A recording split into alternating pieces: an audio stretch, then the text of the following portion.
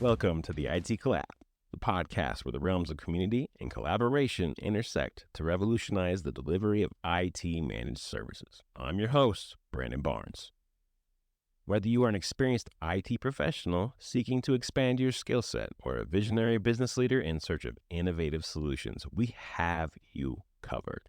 Our experienced guests, comprising of industry veterans and thought leaders, will offer invaluable perspectives and insights to guide you through the dynamic landscape of IT.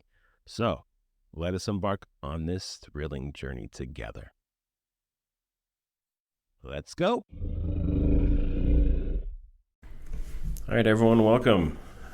This is one of our initial episodes here, but we decided we're going to do a podcast on security. More of a series, actually. I think that security is such a broad term when it comes to IT that there's about, unlimited topics on how we're going to discover that. So today, folks, we're going to go ahead and we're going to actually talk about identity. I have Evan Chavez here with me today. Howdy. How's it going, Evan? And he is a senior systems engineer. He's also a solutions architect in some other realms. He's really good at what he does. And he has been in, you have a degree in security? No, actually, my degree is in sound recording technology. Just kidding.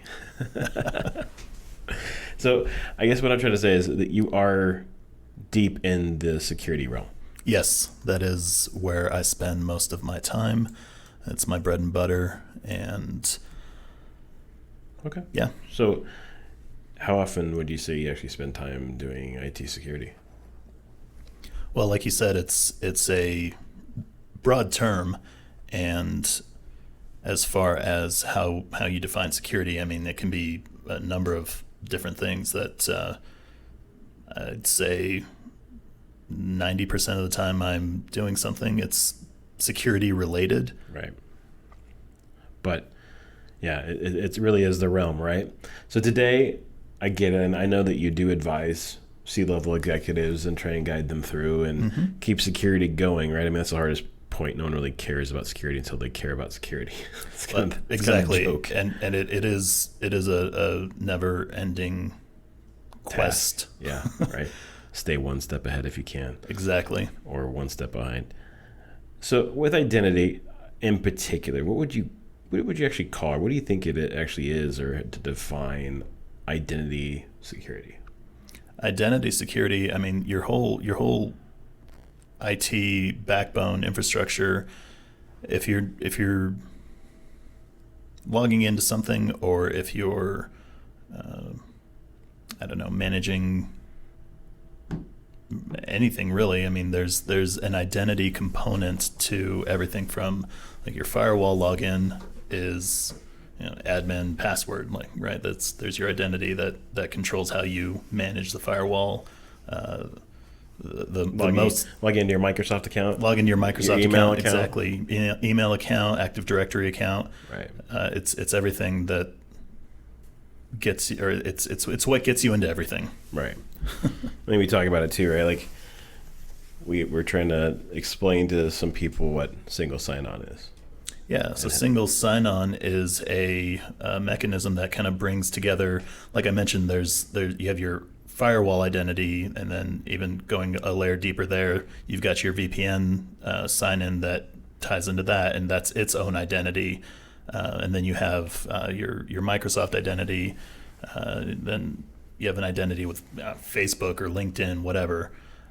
Anywhere that you have a sign-in, right. With single sign-on, you're aggregating all of those sign-ins and funneling them through a single identity provider. Right. And so like you're signing like Microsoft.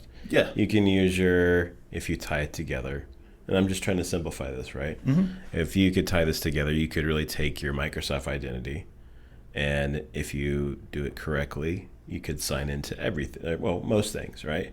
Yeah. So you could tie, like, I think the way I like to put it is use your Microsoft identity to sign into, especially for work purposes, your ADP account or your pay account. And then you can sign into the firewall. You can sign into, I don't know, I mean, you name it, right? And it's also your Active Directory account because it's signing in locally. And so it just ties it all together. And I think the secure piece of this, is especially if someone leaves the company, Mm-hmm. even especially with malicious intent, that you're able to disable with one fell swoop, versus going and saying, okay, I'm going to go disable their pay account or their ADP account. Oh wait, no, I got to go disable their blah blah blah account, right? Right. Ticketing system account, or I think we tied in our single sign-on to our ticketing system, ERP. I mean, you name it, we're trying to tie it all together. So right. Unless you have a really thorough inventory of everywhere that a user is signing into, right. I mean, you're going to miss something. Yeah. And we had an instance with a client who do tell. Yeah, their admin, their super admin, had set up a bunch of stuff poorly, basically going through his own account. Previous to you being there, right? Oh yeah, previous to us being there. No, we came in and saved the day. Yeah. Okay. Good. Okay.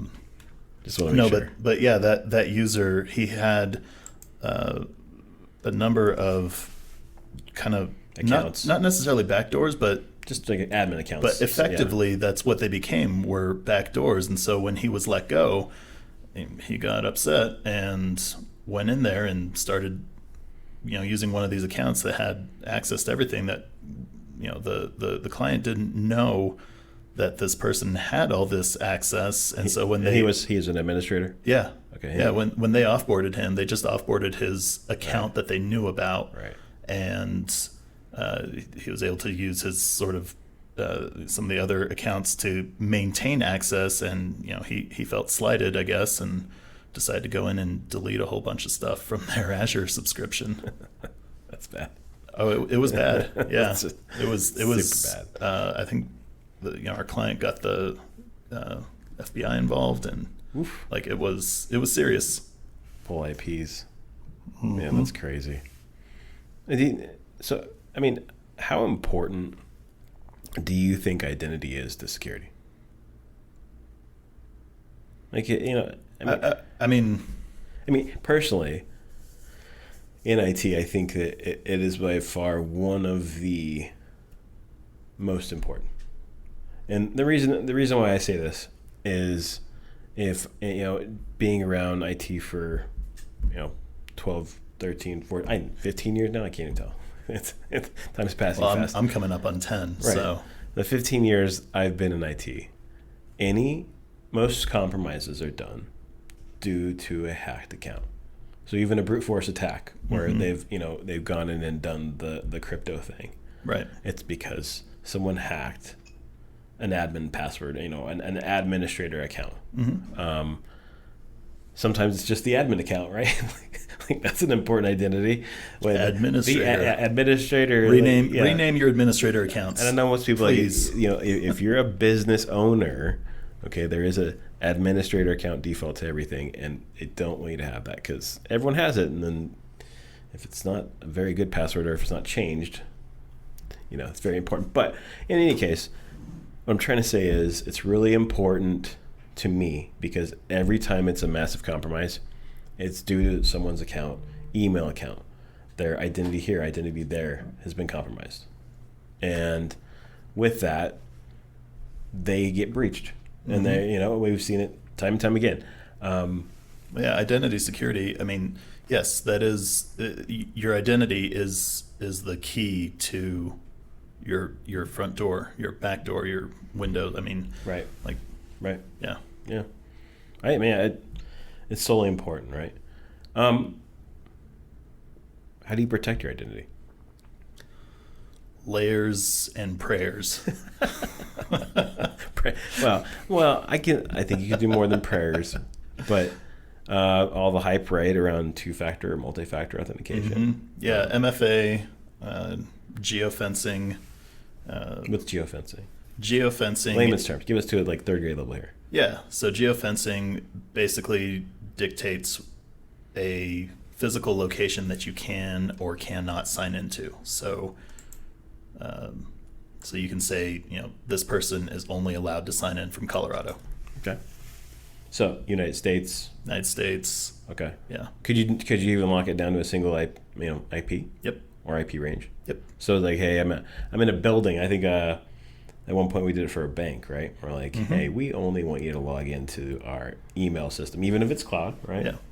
And it's a pretty common thing that I've seen for service accounts, especially if there's a service account on a server, and you know that server lives only in behind this IP, then and the service account should not sign in anywhere else. Then yeah, we're going to lock it down and say this account only this IP. Right. I think that's where, especially I see this happening with people being scared to move to the cloud.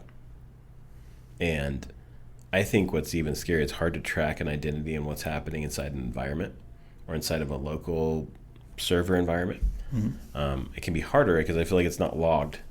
The biggest excuse we have between users doing something or like a user account that's involved with some type of encryption and hacking, whatever, is that no one ever has the logs because they don't have enough space on their Active Directory server, and they're like, well, we don't have the space, so we're gonna either that, or if we have done it, they only have X amount of space. Therefore, we only have like a week's worth of logs, 3 days worth of logs.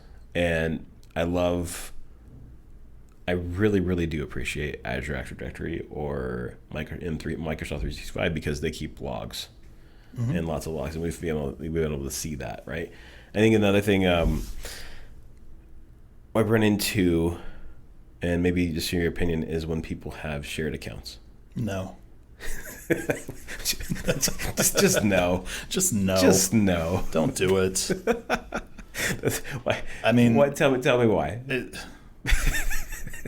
is great. It bugs me because, well, number one, like you said, logging is crucial to determining who did what stupid thing when and where, and what do we need to change so that people aren't being stupid anymore. Right. It's like it's like the blockchain. They make you verify everything up and down. Yeah. Right? If you're going to do a Bitcoin or something, like, you have to have like this encryption key with this identity. Like, it's your identity is massively important. Exactly. So it can write to the log, or the blockchain is what they call it, right? However, with shared accounts, there's no. Yeah. I mean, okay. There's some degree of. So tell me, you're a. Well, that's not true. Even if you're at a grocery store, you notice that they have their little pin in, like they sign into their computer because it's their cash log. Right. But there could be, I've seen instances, it's usually,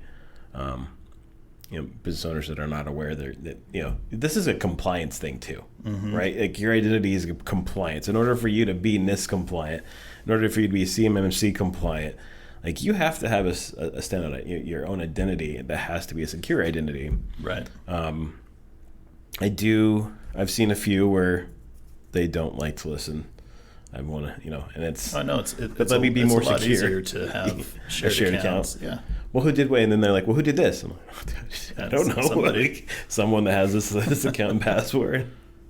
And I think that's what the MFA, right? Like, it's tied to your phone, your device, so that you can verify it's you.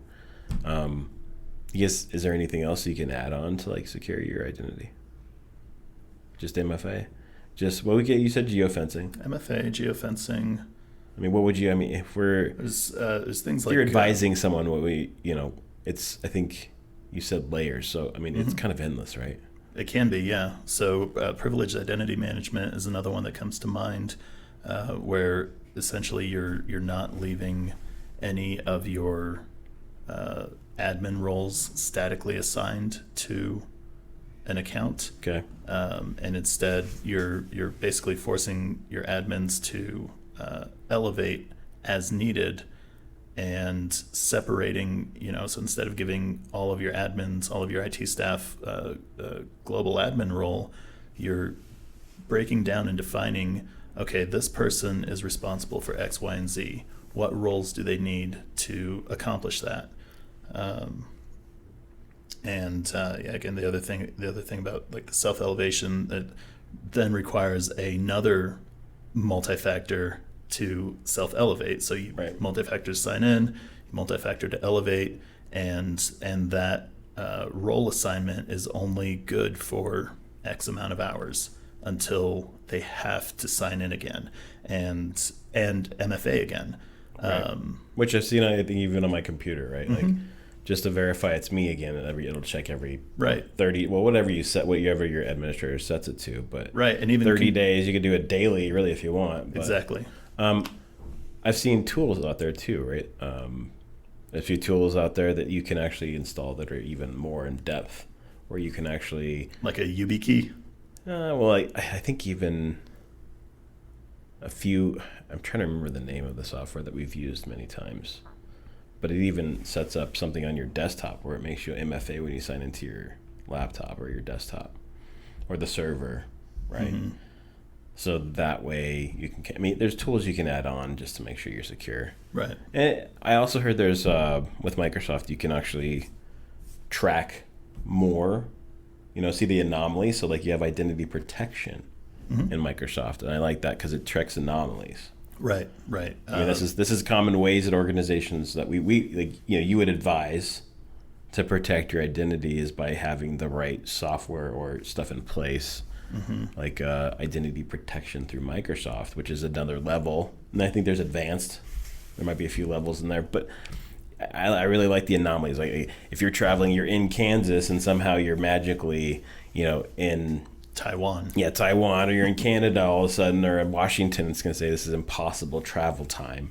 Right. Therefore, it makes you either A, re-authenticate yourself, or B, lock out. We can set those rules to how you want it to be handled. Right. And other things like, have you signed in? Are you signing in from a device that you have not signed in from before? Right. There's different levels, and actually, what's interesting and I think is kind of cool about the way Microsoft is handling their they call it risky users and risky sign-ins. Yeah. They actually don't publish or announce all of the flags or triggers that determine a user's sign-in risk, because they don't want them to the attackers to know they want to what figure they're out watching. Okay. Yeah. That makes sense. Yeah, that does make sense. So with that, I think I really like, there was a tool I saw too where on top of the identity protection, you can actually install some kind of tracker on your local domain controller. Yeah. And that would help kind of Yeah, see some of those anomalies in the local environment. Right. In the Microsoft realm, that's Defender for Identity. Okay. And it's a sensor that you install on your domain controllers, and it's watching all that traffic locally for you as well. That's awesome. I think that's my biggest concern, right? Is when you have a local domain, it just doesn't have all of the newer technologies to track. Now, granted, the whole point is like, you have something that tracks, you have some type of mechanism to control your identities within an environment. Right. But as far as seeing some things or noticing, I think what I like about the identity protection, it's a smart software, right? It says, hey, wait a minute, wait a minute. I see that someone's trying to they tried to log in this account 10 times within 30 seconds. That's not a real not user. Real. Yeah. That's what I'm trying to say, is at least be smart out there and see some of those like the AI involved with some of this. Well, yeah, things like a smart lockout that, like you said, if it sees somebody trying to log in, 10 times within 30 seconds and it fails each attempt, that's that can be an attack technique for someone to denial of service you if they trigger your lockout policy. There's nothing you can really do about that. So what Smart Lockout does is it locks out it applies your lockout policy just to the location where the failed requests came from. And then, of course, the attacker's going to VPN jump somewhere else, and then Smart Lockout's going to keep doing the same thing. But right, and I think we've kind of covered, these are common ways you would help protect your identity. I mean, it's like if you were to say, hey, organization, obviously we'd have a short list. Right.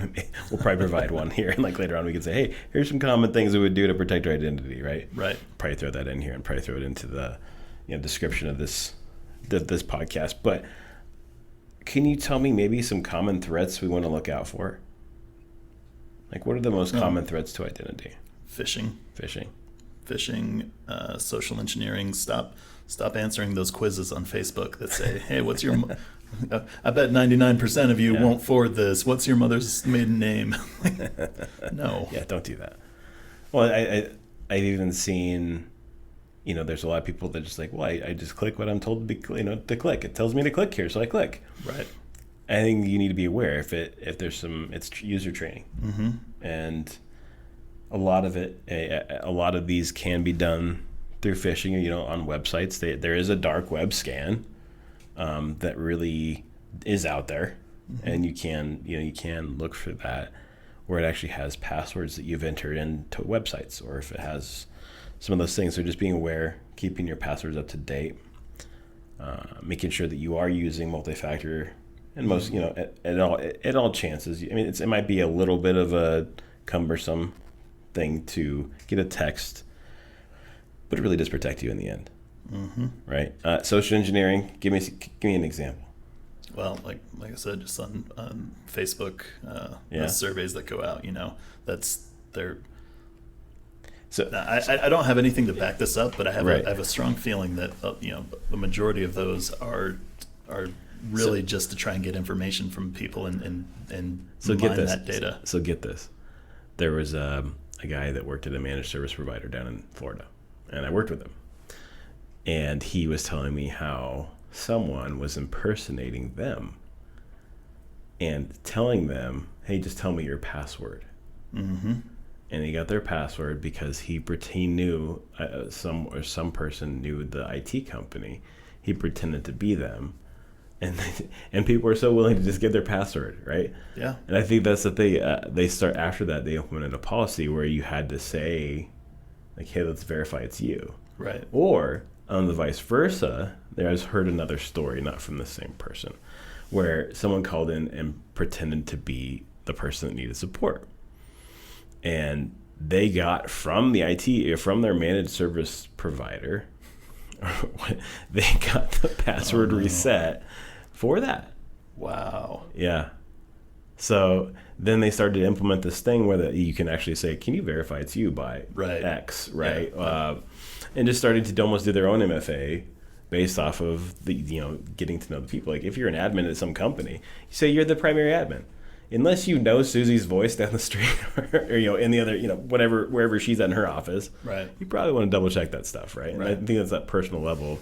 But if it's a new guy calling in to the, big managed service provider, you probably want to, have some kind of verification. Just saying, probably a good idea. Social engineering, right? Yeah. But even some of the smartest people we work with enter in their password, enter password here. So we talk about training. Which is another great way to protect your identity. How do you feel about these tools where they do artificial phishing? Yes. And by when I mean artificial phishing, simulations. Your IT team is sending out simulations. Right. And saying, I know we do that. Yeah. We send out. We do. And we try and fish. It's always our development guys. They're just like, yep, click here. I'm not saying any names. Yeah, no names. But, it's kind of funny because you can see that where, they just do what they're told because it looks like it comes from HR or wherever. And so they just like, okay. Or open a PDF. Another one is a PDF. Like, hey, to open this secure PDF, please enter your password here. Right. And next thing you know, their MFA's popping up all over the place, right? So obviously, if you see your MFA popping over and over and prompting you, that's probably a bad thing, right? I mean, yeah, it's not me. Click the "It's not me" button. Yeah, if you have that, exactly. If it's getting to the point where you're getting the MFA prompt, that means they have your password, and go change that. Yeah, change it right now. Yeah, lock in. Yeah, definitely talk to your administrator and get that reset right away, and make sure it's a good password. Don't do this weird stuff. Do a good password. I almost think it's passphrases. Phrases. We talk about passwordless. That's another. That could be a whole separate thing, right? Like where it's number, like you text you a number and then this. But even with that, I mean, you still have a password, right? So you still want a secure password, like. Even if you're doing passwordless sign-ins, that first stop, layer is. Even Microsoft's recommendations have changed, right? So instead of changing your password every 60 to 90 days, 30 to 90 days, the whole recommendation for a password has been keep it long and secure and use other facets on top of it. Right.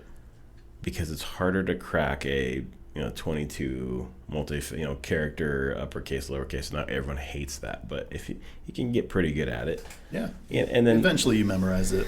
Your muscle memory kicks in.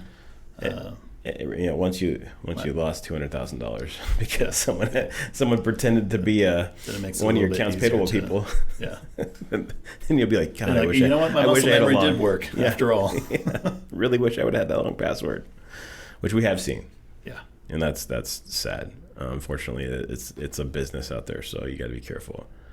And identity is definitely out there. It's one of those things that people don't think about, but I think it's at the top of the food chain when it comes to security. Mm-hmm. And we have much more to talk about. There's different layers. I think what we try and say is, security is definitely multi-layered. In order to prevent one thing, you have to add another layer to prevent the other piece of it.